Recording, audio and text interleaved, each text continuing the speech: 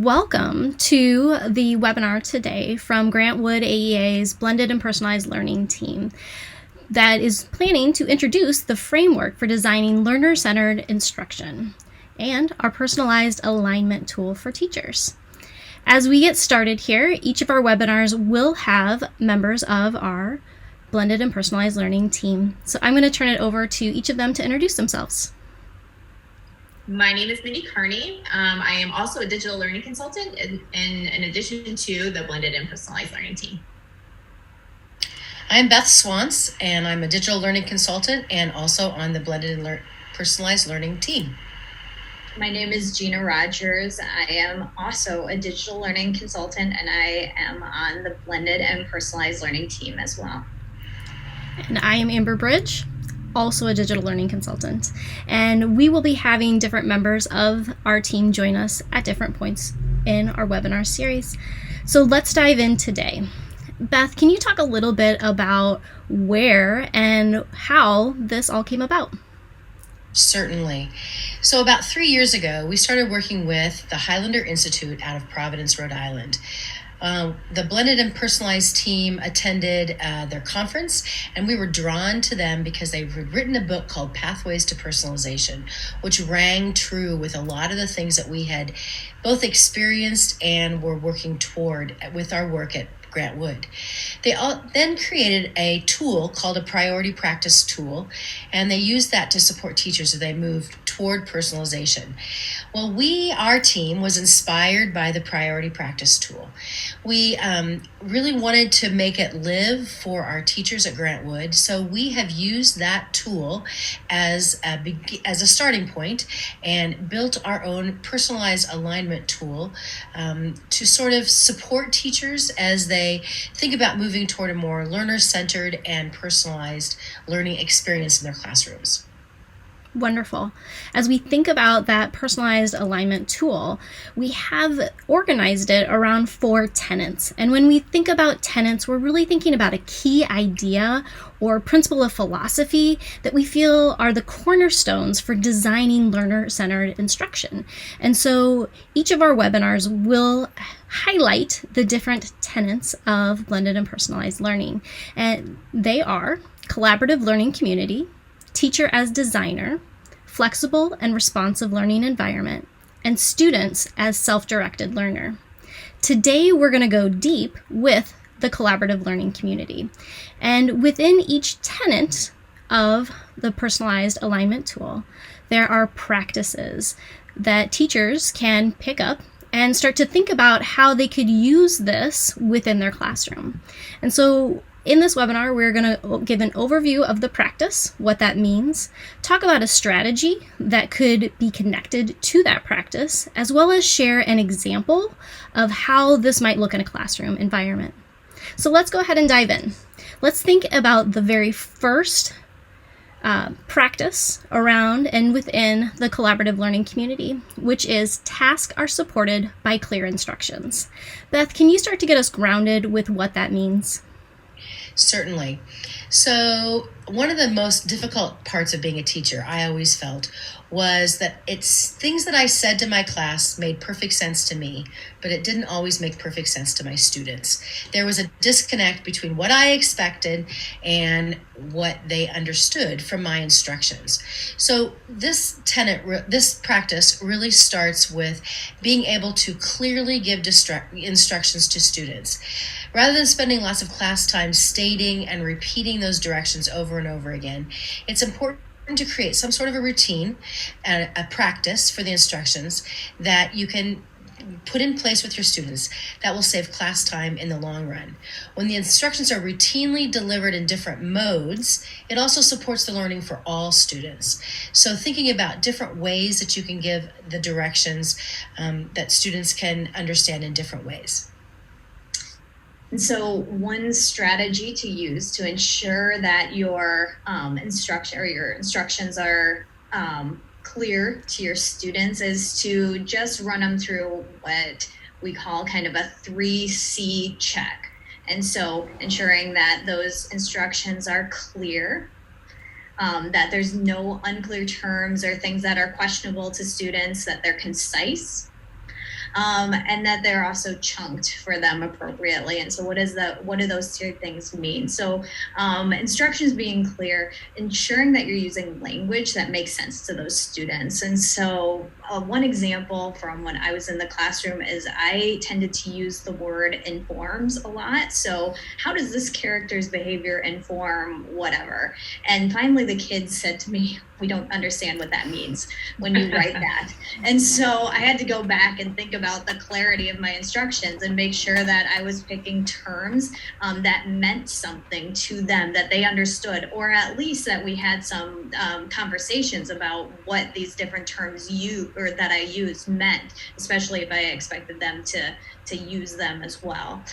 Concise, making sure that we're short to the point, and that our instructions aren't overly layered and complicated for our students to comprehend. And then chunked. If we have an assignment that is rather lengthy, making sure that we just chunk up. First, you're going to do this. Second, you're going to do this. Third, you're going to do this. Making that visually apparent to the students too by using either bullet points or a numbered list or some sort of check boxes along the way so they know, yes, I've done this first thing, I've done the next thing, and I've done the final thing. Well, and one of the things I noticed, Gina, that you said was it sounded a lot like a checklist, right? And also chunking. And so you could actually add both of those things together and create kind of a chunked checklist. And so you could take the first complex, if you have a complex task, take that first chunk of that and create a checklist for your students. And that really helps them kind of break down those complex tasks. It can help them feel a little bit more in control or some ownership of that learning, and even find some accountability by checking those things off, which I absolutely love. And then the last thing is to maybe help them develop some more metacognitive awareness. So if you look at a checklist of being more of a progression, like, yes, I can do this. Yes, I can do this. It helps as more of a reflective practice as well.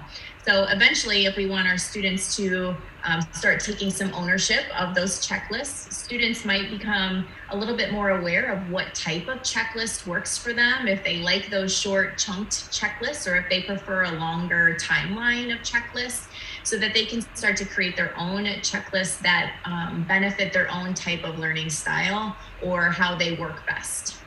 As you were talking, Mindy, one thing that I thought of too was like just soliciting student feedback too on the instructions that you're providing to them. And so like, was this part clear? How could it have been clearer? Sure. It's so important to really consider and think about the learner within all of this, because we want them to be learning and the focus should be on them. So if they don't understand what's being expected from the task that they're engaging in, it's super challenging for them. So it's a great place to begin when we think about a practice and thinking about how we want our learners to be both collaborative and learning within our classroom environments. So if they know and understand what they're doing, how are they going to function within that classroom environment? And so let's think about our next practice, which is transitions between activities are efficient. Mindy, can you give us some background about where this came from? So transitions to me would be three different things. One of them would be when the students are entering the classroom, when they'd be switching from one activity to another during that classroom time. And then the last one would be when they're exiting class. And we really wanted to focus on these three things within those transitions, because this is where we can often find behaviors that we find undesirable or even disruptive. And that can be very frustrating for an educator who's done all of this work planning and has great exciting activities, and you go to switch into a different activity and everything comes off the rails. And so we really wanted to address what this looks like for our students. And so a strategy or something to keep in mind with this is having some sort of a procedure or a system in place for transitions. As you are moving towards a more or an increasingly blended and personalized environment, your students are going to be given increasingly more control over these transitions and more control over their movement in the classroom. And so we want to make sure that that we provide them whatever they need or whatever supports they need in order for them to make those timely and quick and efficient transitions, so they are, able to make the most of their time in a particular station. So in order to make those transitions a little bit more, effective, is one thing that you could possibly do is use a timer or have some countdown music that gets them from one place to another. Another thing that comes up too as students are transitioning from one activity to another is, what do I do if I don't finish? And so having some sort of a procedure in place for students if they don't finish. And so maybe it's that I write my name down quickly on a sticky note and make some sort of a note of where I am, and then I place it into a parking lot. That way my teacher can kind of see, okay, this is where I am. But then the teacher can also get some sort of kind of a temperature of how long it was taking students to do particular activities, if he or she needs to allocate a little bit more time or a little less time to any particular activity. The things that you mentioned, Gina, makes a lot of sense. And one of the things that I'm always reminded of is when I had to repeat myself over and over and give the same instruction again and again. That was a reminder that we really needed an anchor chart or something that students can be more independent, that they weren't dependent on me as the teacher reminding them what the next step was. So we have an example of an anchor chart that I took a picture of from an elementary in Cedar Rapids. I've had the opportunity to visit lots of classrooms over the last 5 years, and I've taken lots of pictures, so I love to share what I see in the classroom. We see a lot of anchor charts, I'm just going to say, in elementary classrooms. Not as many in secondary. I think that the hope is that older kids remember, but I would like to plant the seed that anchor charts work at all levels, including adults, because we all need ways to remember and be reminded of. So the power in this anchor chart is that if a student gets lost in what am I supposed to do in a transition, what am I supposed to do when I'm cleaning up, they can visit this chart. It explains exactly what is there. I also like that it combines lots of information. There is time expectations. How long should it take you to do these tasks? There's also a voice expectation, which is definitely an elementary kind of a reminder, I would say, but it's all in one place. So as a teacher, instead of having to answer the question again and again, I can redirect my students to this anchor chart, and it helps build independence, which is really what our goal is in a learner-centered classroom. And as we think about those pieces of learners being able to move efficiently and effectively throughout our classroom, it's also going to start to lead us towards how and what those relationships are like between the students and the teachers. And our next practice in the collaborative learning community tenet is interactions between students and teachers are positive and productive. Let's think about really what that can mean when we are thinking about this tenet. Mindy, can you kick us off with this? Sure. So we all know how important it is to know our students as learners, but it's also about students feeling that they have an important role in our classroom. So I remember when I think back on my years in school, I always feel like there's kind of this hierarchy of roles in the classroom. So the teacher was always at the top, and then the smart kids were a little bit below there, and then there was me and the rest of us. And so I really feel like this tenet is more about kind of leveling out that hierarchy so that all of our students feel valued and important and seen, and really focusing on those interactions between the student and teacher to support that. And so a way that you can ensure that there is an equity of voice within your classroom and that all students feel heard and seen, and that they all have the skills that are needed in order to effectively participate in conversations, is to ensure that you are developing structures that encourage academic conversations. And so these teachers need to actively build this collaborative learning community by supporting students and demonstrating their understanding via conversations. And so how do we do that? We provide them things like sentence stems. We model for them. What does academic conversation look like? We provide them different structures, and so they can feel successful within those conversations, and that they feel like, hey, my teacher really cares about my voice, cares about my participation in this class, and that she is really working to ensure that I am an active member in this class. So our example is actually going to come from another member of our blended and personalized learning team, Laura Musser, our science consultant, who is going to share a little bit about what this can look like in a science circle. Collaborative learning communities. Science classrooms can engage in safe and collaborative learning environments by incorporating scientist circles. During scientist circles, teachers will guide students through effective communication strategies to help ensure a safe learning environment to promote equity of voice. This strategy is used in Open Science as a way to engage students in making sense of and thinking deeply about a science concept. Students are asked to sit in a circle facing each other. The teacher's role during a scientist circle is to facilitate and model productive discourse between students.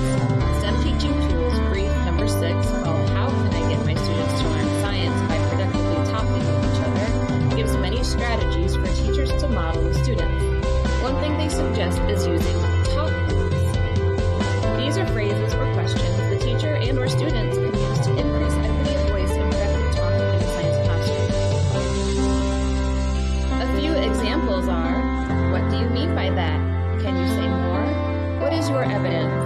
Who can repeat what they said? Who can add to their idea? Does it always work that way? Or how did you arrive at that conclusion? The goal is for students to use these phrases and questions during a scientist circle to help build consensus around a scientific idea that the class is trying to figure out. Oftentimes, the teacher will be taking the class's ideas shared in the science circle and applying them to a class model to show how their thinking has moved forward.